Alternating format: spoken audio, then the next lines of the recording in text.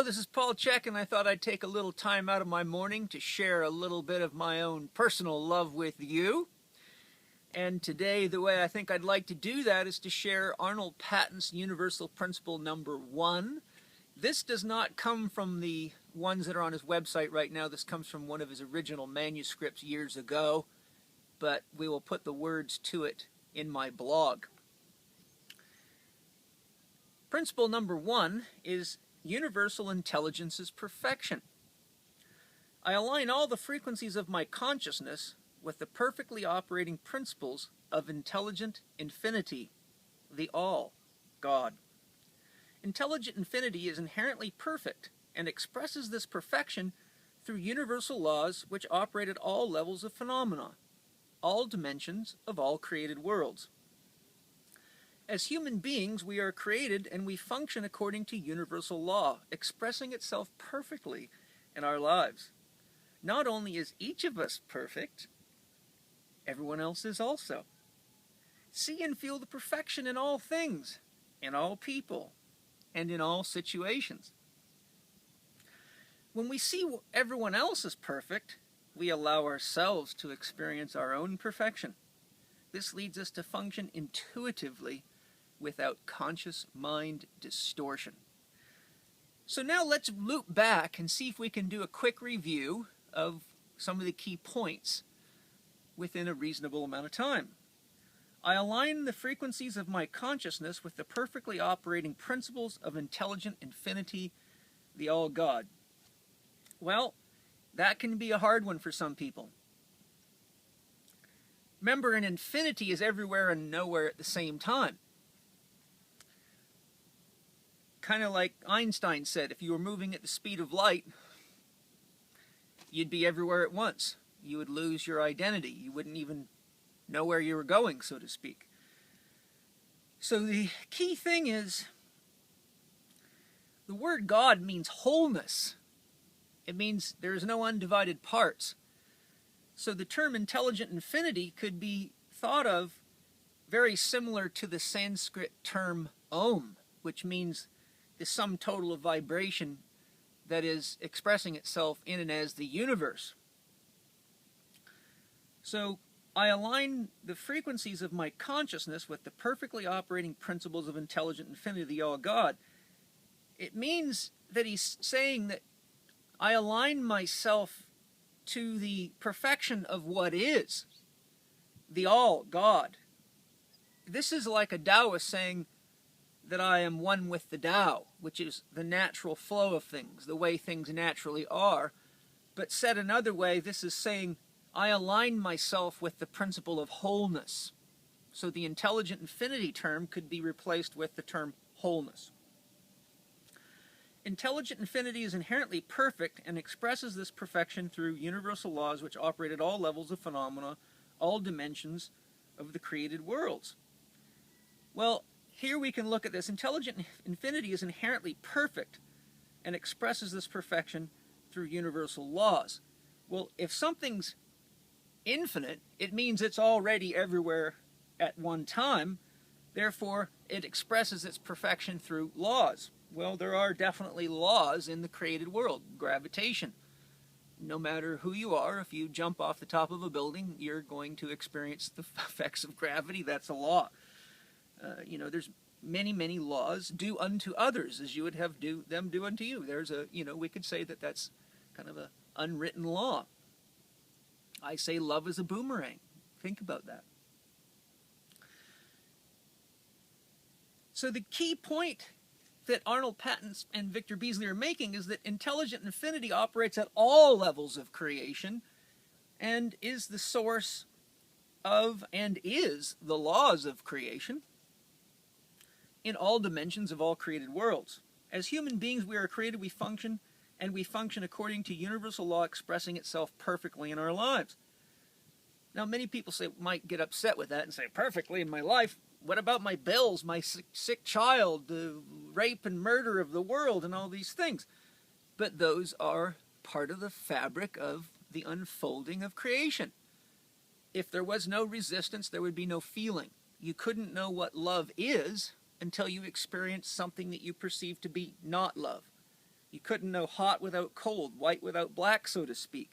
So oftentimes we get confused by thinking that the challenges that we're facing in our life are indicators of a lack of perfection, and many think that that is an indicator that there's no such thing as God. But without resistance, we could have no feeling. We could have no awareness of self. Think of making love to someone. If there's no resistance, there's nothing happening. So we know that resistance creates feeling, feeling creates awareness, and feeling and awareness allow us to create meaning. Not only is each of us perfect, everyone else is also.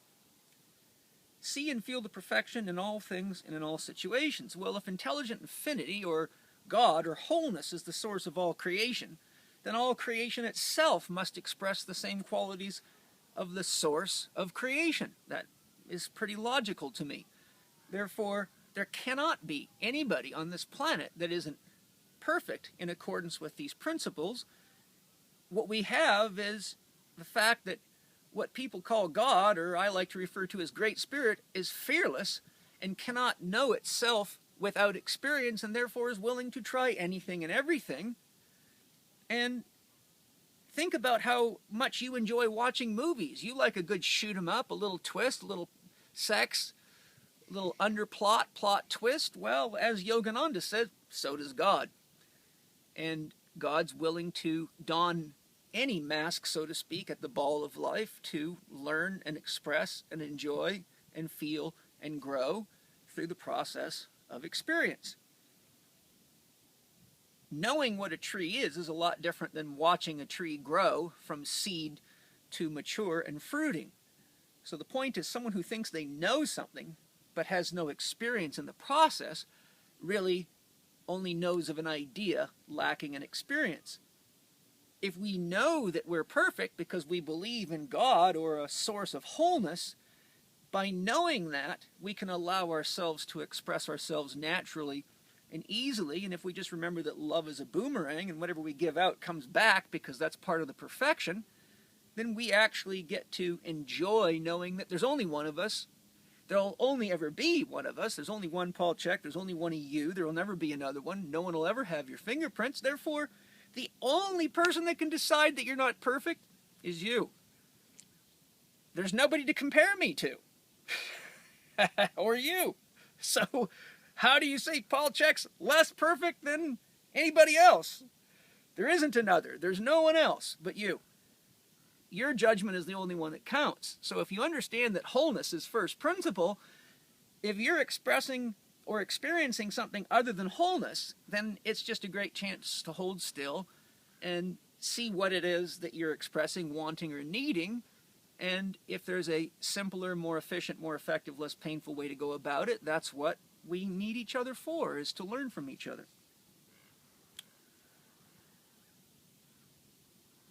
Finally, this leads us to function intuitively without conscious mind distortion. It is the conscious mind that says, I'm not good enough, he this, she that, shoulda, woulda, couldn't, didn't. But when we're still inside and we allow ourselves to calm to the point of being one with silence, so to speak, once we stop our own chatterbox, everything goes very quiet inside.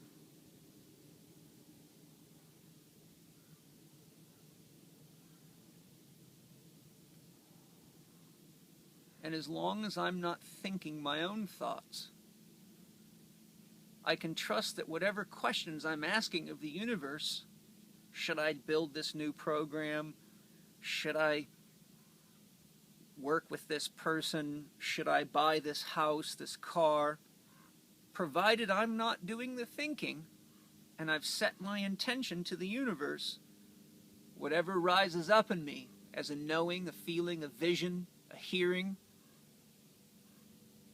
I can trust is coming from the universe because I'm not creating it. And since I'm all by myself, there's no one hiding around the corner sending me secret answers to my questions. So the truth is that the intelligent infinity is everywhere and nowhere, and that if we stop our own mind, then we stop adding things to the dance floor, so to speak, And when we set our intention, we can learn to listen to silence, and in that we become more confident that the universe, the intelligent infinity, is listening and is talking. But we got to stop talking ourselves. We got to stop telling God what to do so we can hear the gift. Kabir makes a beautiful statement. He says, God is as a trumpet sitting on a shelf, waiting patiently for you to blow. It means that here's the trumpet, here it is, sitting on the shelf, waiting patiently for you to blow and make music with your life. Now's your chance. See you soon.